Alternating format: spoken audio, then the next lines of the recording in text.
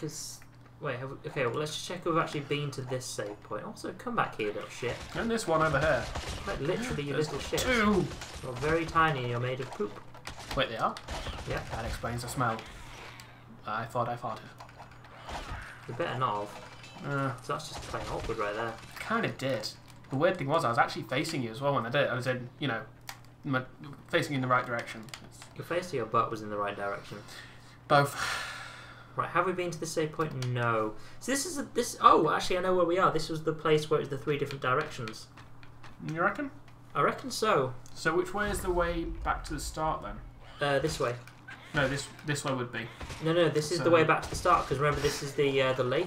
Yeah, that's what I'm saying. That's what I was saying, that's why I ran away and said this way. I thought you were standing in this direction when you said this way, so I thought you meant this way. We're being very confusing about directions. We're very good at directions, guys. You know what? Fuck you. You can go that way. Experience. Must burn experience. Okay, I'll kill these 2 down here. Yeah, I'll kill that 1 up there. Oh, look, money. I think he even survived. Look! Get back here, you shit! Stop running away! It is entertaining to watch him run. Okay, there we go. Nope, he's still alive. Now he's dead. Wow, look. I know it's because there's 2 of them. Okay. There we go. I get a lot of magic missiles now, actually. How many It's quite nice. 5. Nice, I guess. I'll go shoot this. Some of them usually hit the enemy as well, which is quite cool. Occasionally. Yeah. It's polite that they do it every now and then, because, you know, at least you don't have to ask. Yep. Ow, those keep hitting me. They don't do damage to you, though. Yeah, I know. Why does it... If they keep hitting me, that means they're not hitting someone else. When you said ow, made me think you actually thought you were taking damage. No, I just tend to say that. Ah. So when I run into a tree, it's like, ow. I get the feeling that these guys actually, once they die, they can just respawn. No, they can't. This game is made using D&D style rules. It's everything is already designed. There's no infinite spawns, nothing like that.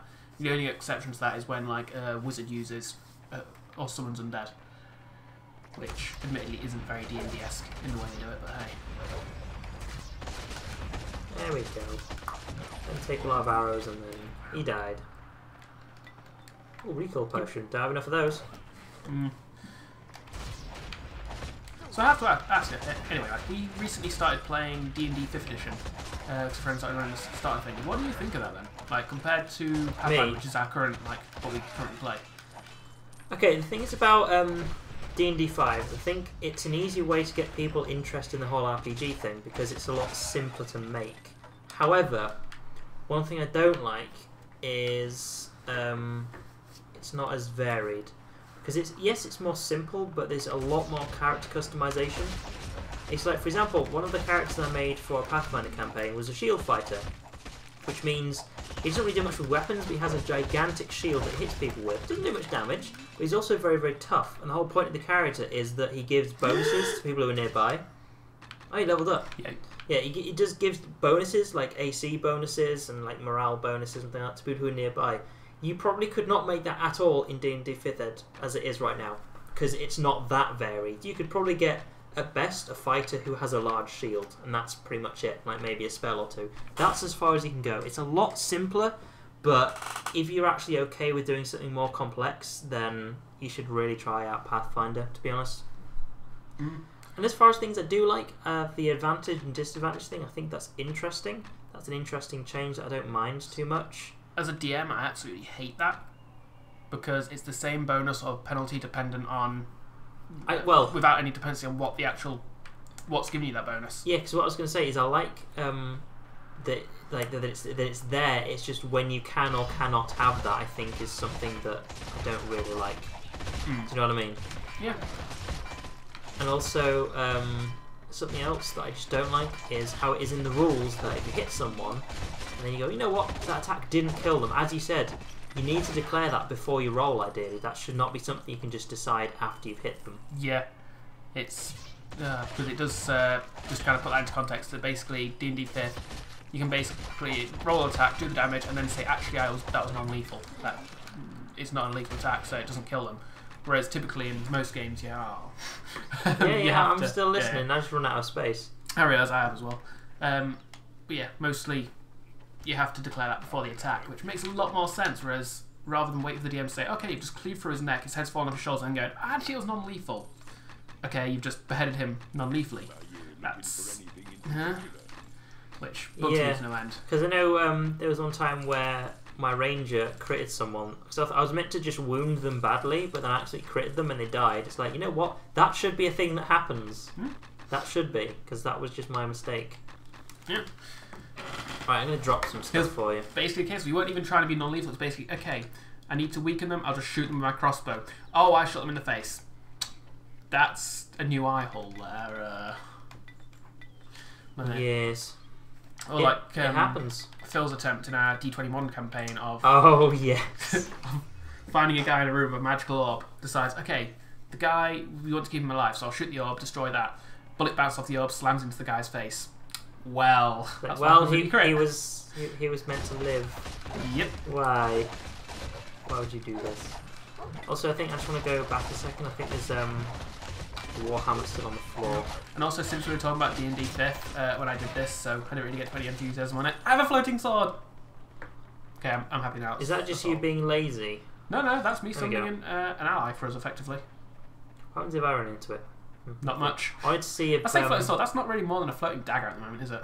Also, I think the thing is that it just kind of stays a bit behind you. It's like, come on. Oh wow, it doesn't last long either. Yeah, that's actually kind of crap. I mean, it's one of those things that... When I upgrade it and do a lot more damage, it'll be cool. Yeah, I think it's one of those things you probably just say for a boss fight or just a room full of a lot of enemies. I can use it whenever because... Well, yeah, no, but... It doesn't cost much energy-wise. Like, yeah, I just think it's just not worth the time it takes to cast, really, no matter how quick it is. It's like just don't It's literally instantaneous. Yeah, but you have to swap to it, though. I'm already on it. Like, I don't really use my other spells because they're shit. At this point, there's no... Like, the sorceress is fun at the start of the game, but she's so underpowered at this point in the game. Like, her spells are... There's no point in doing anything other than rush in and hit things. Yeah, going back to D&D 5th, I have to say, it's not something we've tried that much of. We're just playing the start set. So far. Yeah, we're playing the start set, so we've got pre-gen characters, so we actually haven't seen the customization, but I do know it's a lot simpler. So, depending on how much simpler it is, then... Yeah. Also, standard attacks for casters. Casters now can just cast a very basic thing. It's like cantrip at level 0. So, you know, they can use it as many times as they want. You know, for some of the characters, it's like a D3 plus, like for example, the cleric, D3 plus wisdom, which is not very much damage at all, but it's fine that they can do that. Whereas the wizard, it was D6 plus int, plus it's a frost ray, so you don't have to actually try and hit them with it. It's just pew, and it slows them, and they can do that as many times as they want. It was only a D6 damage, but it does slow them. It's an automatic hit, and it's cold damage, and that's ridiculous. Like, spellcasters are broken in D&D 5th, from what I've seen so far. Like, they are ridiculously overpowered. Yeah, the thing is what I like about the fact that they can do that is the fact that is the fact that it's something they have as a backup. You don't have to think, well, I need to put dex in my wizard, so maybe we can like use a crossbow or something, just if he runs out of spells he can actually fight. It's more the case that that spell should never be better than any of your other damage spells. It just shouldn't, because otherwise it's like, well, might as well not use that spell then, because my basic attack's better. So stop that. Just to put it into context there, like, we were walking through the first dungeon in this thing, and I think every fight was ended by the magician going into the room and saying, okay, I'm burning hands. Everything is dead. And pretty much. Just walked in, rolled the damage, only the boss is still alive because everything else burned. Yep. So yeah, I mean, if you actually compare the characters, I mean, I guess there's a point where if you do get low on spells, you kind of might be a bit stuck. But certainly at the lower levels, the other characters have major disadvantages. Because it's like, if you just try and take them individually, the wizard can just kill them with a spell before they get to him. But yeah, of course, range damage from like arrows and stuff, they can't stand much of that. But for example, my cleric, he's useful with his spells and stuff. So I've got like a dwarf cleric as one of the pre-gen characters. The thing is he can't really hit for much. He's basically just relying on the fact that he's tough and other people to do the damage.